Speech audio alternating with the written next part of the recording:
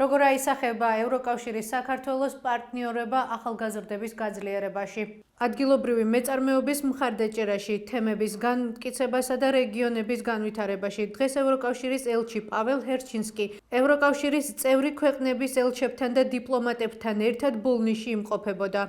ევროპის ქვეყნების ელჩების ვიზიტი ბოლნისის სიონით დაიწყო. უნიკალური ქართული რელიგიური ხუროთმოძღვრების ძეგლით, რომელიც სტუმრების შეფასებით ევროპულ კულტურულ და ცივილიზაციურ სივრცეებთან საქართველოს ღრმა კავშირის სიმბოლური გამოხატულებაა. ელჩები და დიპლომატები ავსტრიიდან, დანიიდან, გერმანიიდან, საბერძნეთიდან, უნგრეთიდან, ლიეტვოდან, ნიდერლანდებიდან და შვედეთიდან დღეს სამოქალაქო და მედია სექტორის წარმომადგენლებსაც შეხვდნენ.